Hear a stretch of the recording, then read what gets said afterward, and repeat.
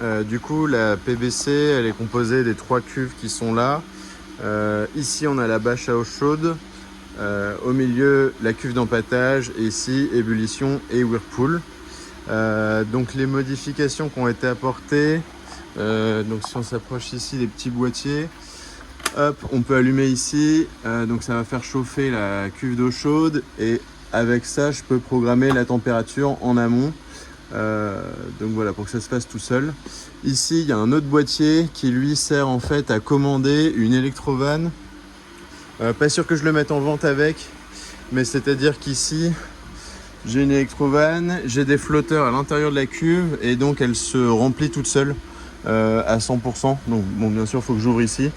J'ai fait un système avec un retour, mais ça, on en parlera après, sur le refroidisseur à plaque. Donc je vais éteindre là-bas. Donc vraiment la cuve, la bâche à eau chaude, elle est vraiment autonome. Ici, donc ça c'est les anciens proprios qui avaient fait ça. Mais donc on a de quoi voir, c'est pas hyper visible honnêtement, hein, mais de quoi voir un peu le niveau d'eau. De toute façon, moi je la vends avec donc cette pompe et ici on a un débitmètre avec sonde de température. Je mettrai la référence, mais c'est assez quali, très fiable. Des vannes ici, avec ici un moyen de rechoper de la flotte. Voilà. Ici, c'est si vous voulez ajouter des sels, etc. et modifier votre eau, vous pouvez en fait, vous brancher là avec une pompe et envoyer ce que vous voulez. Là j'ai un T avec d'un côté de quoi remplir en fait ma cuve d'empâtage et ça en fait c'est relié ici, donc les couvercles ont été refaits avec de quoi avoir une petite hélice au milieu qui permet de faire le rinçage. Donc ça tourne tout seul avec l'eau et donc en fait il y a juste à interchanger les vannes ici. Donc voilà. Pour cette cuve là on a rajouté donc un inbird avec de quoi se mettre en auto pour contrôler ici 3 résistances.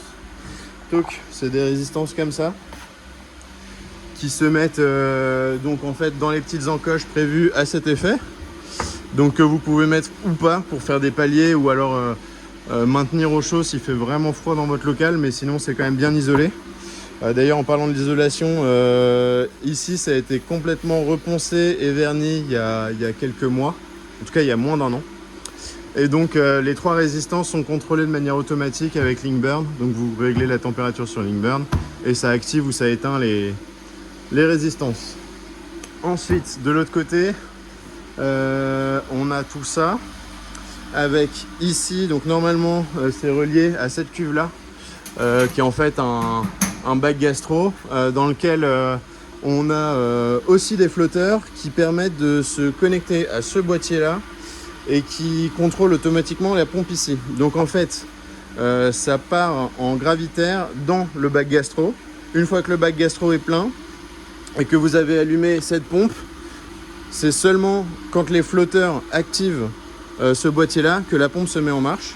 Et donc en fait on a une recirculation qui se fait avec cet outil là, toc, on voit pas bien, mais donc vous pouvez recirculer en permanence votre mou de bière dans le gâteau sans souci. Ça se fait tout seul aussi, donc pas besoin d'être présent devant les cuves, ça se gère très bien. Et le bac gastro permet aussi forcément de filtrer un peu s'il y avait quelques grains qui passaient, mais c'est quand même assez rare. Mais ça peut arriver, et donc le bac gastro permet aussi de récupérer par gravité tous ces trucs là. Donc une fois qu'on a donc la recirculation se fait par cette pompe, ça rentre par là, ça ressort ici et ça va dans la cuve d'empâtage. Une fois qu'on a fini ça, on ferme cette vanne ici, on ouvre celle-ci, on active le rinçage et en fait ça va transférer par gravité dans la cuve d'ébullition. La cuve d'ébullition, à partir du moment où les résistances sont couvertes, on peut tout simplement allumer les 2 résistances. Il y a une 12 kg, une 9 kg. On a fait un boîtier aussi qui permet de mettre en automatique la cuve de la résistance de 9 kg. Ça permet notamment de maintenir à 33 degrés pour faire des sours avec un sour pitch sur plusieurs jours, ou alors si vous voulez faire une soude et maintenir à 80 degrés, c'est aussi possible. En tout cas, pendant la filtration, ça transfère tout seul et ça commence à chauffer. Honnêtement, j'ai jamais eu besoin d'attendre des filtrations trop longues ou quoi que ce soit. Ça se faisait vraiment très bien.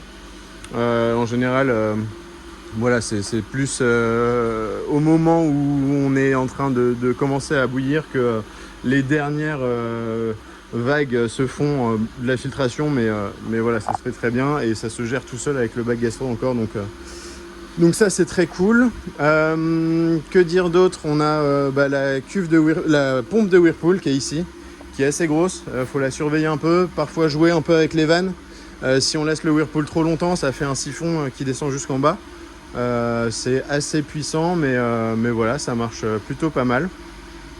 Faut le temps de l'activer, hein, que ça se fasse, parce que quand on l'allume, il y a quand même 1300 litres si on est jusqu'au bout, même un petit peu plus.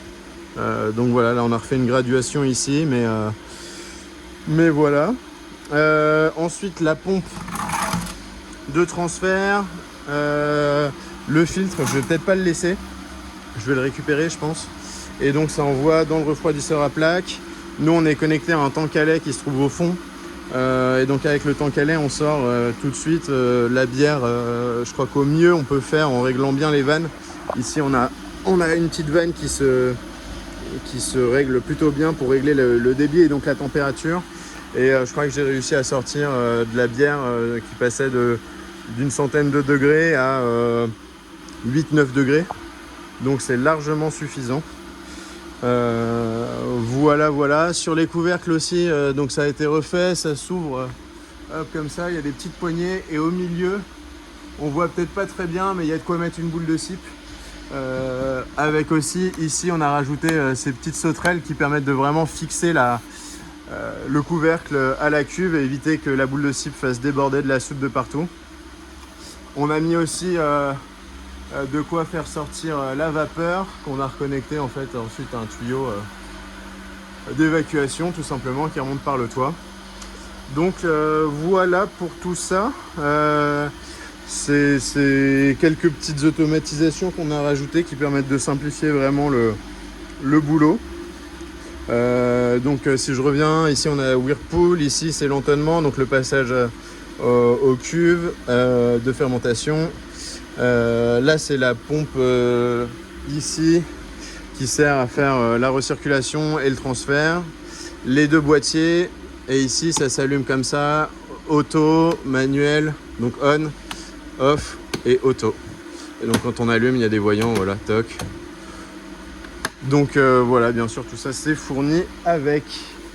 N'hésitez pas si vous avez des questions à me le renvoyer par message. Merci.